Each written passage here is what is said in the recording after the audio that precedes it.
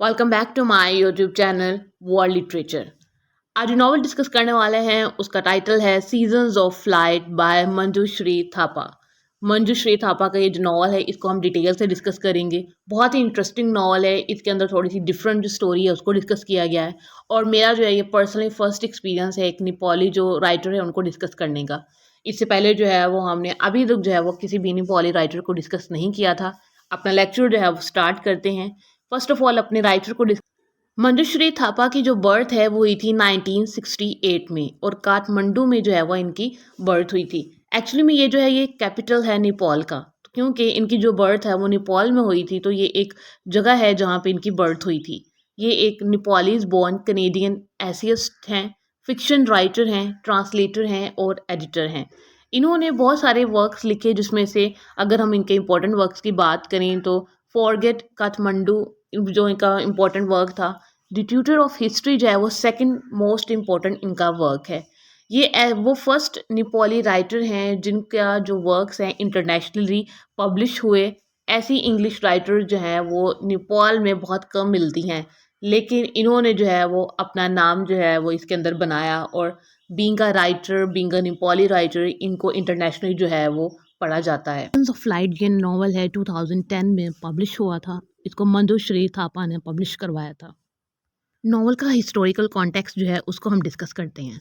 ये जो नॉवल है इसको 2010 में पब्लिश करवाया गया था। मींस के इसको जो है वो 2010 से पहले जब लिखा गया था तो उस टाइम पे 1996 से 2006 के दरमियान जो है वो नेपाल में सिविल वॉर हुआ था।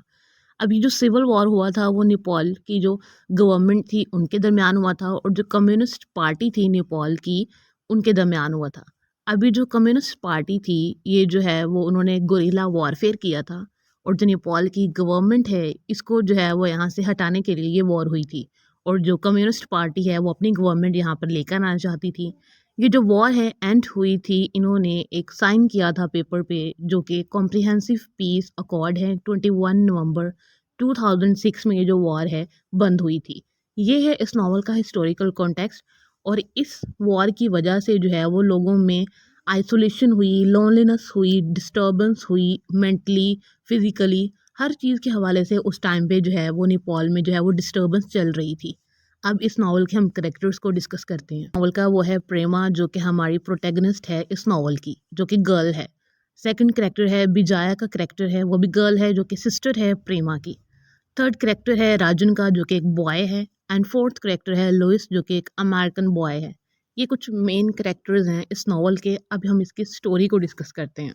इस तरह से स्टार्ट होती है कि प्रेमा जो कि एक गर्ल है जो कि ऐसे विलेज से बिलोंग करती है जो कि वॉर की वजह से वहाँ की जो कंडीशन है वो बिल्कुल ख़राब हो चुकी है। अब जो प्रेमा है इसकी मदर की डेथ हो चुकी है काफ़ी यंग एज में ही, क्योंकि इसकी मदर ने कॉन्स्टेंटली जो है ना वो एक सन को बर्थ देने के लिए अटेम्प्ट्स की। मींस के उसको अगेन एंड अगेन जो है वो एक बॉय जो बेबी थे उसकी बर्थ के लिए जो उसकी मदर ने अगेन एंड अगेन जब अटेम्प्ट्स की तो उसकी वजह से हेल्थ ख़राब होने की वजह से इसकी मदर की डेथ हो जाती है। इस इंसिडेंट की वजह से मींस के इसकी मदर की जब डेथ हो जाती है तो उसके बाद जो है इसके जो खुद के आइडियाज़ से लव की तरफ, रिलेशनशिप को लेकर या फिर चाइल्ड बर्थ को लेकर इसने बहुत इन सब चीज़ों को लेकर ना बहुत इसके माइंड में फेयर आ गए कि ये बहुत एक रिस्की चीज़ है। मीन्स कि एक बेबी को बर्थ देना और ड्यूरिंग उसके आपकी डेथ हो जाना, ईटीसी। तो बहुत ज़्यादा ये कंफ्यूज थी। लेकिन इसके जो फादर थे वो इसे बहुत ज़्यादा लव करते थे, लेकिन इसकी जो मदर थी वो इसके फादर से बहुत ज़्यादा लव करती थी। इसी वजह से उसने अगेन एंड अगेन अटेम्प्ट की कि वो एक सन को जो है वो बर्थ दे दे, लेकिन ऐसा नहीं हो सका। उसकी मदर की जो है वो डेथ हो जाती है।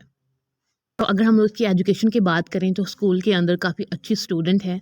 प्रेमा ने जो है वो हमेशा जो है अच्छे मार्क्स लिए। इसके फादर जो है वो इसकी बहुत ज़्यादा केयर करते हैं। ये भी अपने फादर से बहुत ज़्यादा मोहब्बत और उनकी केयर करती है। इसकी एक सिस्टर है यंगर जिसका नाम है बिजाया। अब जो बिजाया है ना वो जब इसकी यंगर सिस्टर की बर्थ होती है उसके वक्त तो इसकी मदर की डेथ हो जाती है।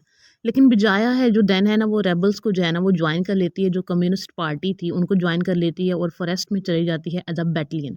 ये उस टाइम का टाइम पीरियड है जब फीमेल्स को भी आर्मी में जो है वो जाने की परमिशन मिल जाती थी। उनको भी जो है वो वॉर में लड़ने का मौका दिया जाता था। तो बिजाया जो है वहाँ पे चली जाती है। देन जो प्रेमा है वो एक टाउन में मूव ऑन कर जाती है, वहाँ पे एनजीओ के लिए काम करती है। वहाँ पे इसकी जो मीटिंग है वो राजन से होती है, जो कि एक मैन होता है, और इसका जो लव अफेयर है यहाँ से स्टार्ट होता है। देन जो है वो इसने अपनी डीवी दी होती है अमेरिका में। अब जो है वो वहाँ से जो है इसको परमिशन मिल जाती है, और अब इसको जो है ना वो चांस मिलता है यहाँ से मूव मूव ऑन करके वहाँ जाने का। अब इसकी जो जर्नी है वो नेपाल से अमेरिका की स्टार्ट हो जाए। अमेरिका जाने का मौका मिलता है तो प्रेमा सोचती है इसको जाना चाहिए कि नहीं।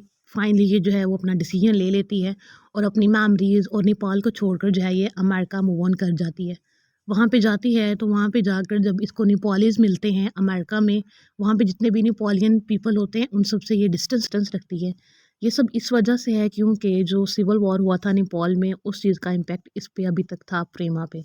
इस वजह से वहाँ पे जाके नेपोलियन से ये दूर रहती है। प्रेमा जब अमेरिका में होती है तो उसको न्यू कंपनी मिल जाती है, न्यू फ्रेंड्स मिल जाते हैं, जिसमें लुइस इसका जो न्यू लव अफेयर होता है।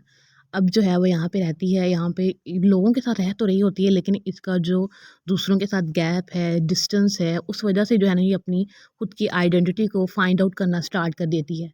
देन ना ये टाइम होता है जब वहाँ पे रह रही होती है अमेरिका में, तो बटरफ्लाइज का ना फ़्लाइट का टाइम होता है। मीन्स के उस टाइम पे ना कुछ बटरफ्लाई यहाँ पे आती हैं, तो वहाँ पे ना इसको बटरफ्लाई मिलती है, इंडेंजर्ड स्पीशीज़ ऑफ बटरफ्लाई, जो कि मूव ऑन करके यहाँ पे आते हैं। यहाँ फिर इन बटरफ्लाइज का सीज़न होता है मूव ऑन करने का यहाँ पे, तो ये उससे कनेक्ट करती है खुद को और काफ़ी ज़्यादा अपसेट होती है, और उसके बाद जो है ये लुइस के पास अगेन चली जाती है अपने बॉयफ्रेंड, और यहाँ पे जिसकी स्टोरी है वो ख़त्म हो जाती है। इस नावल के कुछ मेजर जो थीम्स थे उसमें फीलिंग्स ऑफ एलिनेशन है, सर्च फॉर आइडेंटिटी है, नोस्टैल्जिया एंड मेमोरी है, politics of struggle for survival in the host land. ये कुछ इंपॉर्टेंट थीम्स थे। आई होप कि आपको ये जो स्टोरी है वो समझ आई होगी। वीडियो को लाइक और शेयर और चैनल को ज़रूर सब्सक्राइब कीजिएगा। Thanks for watching my channel.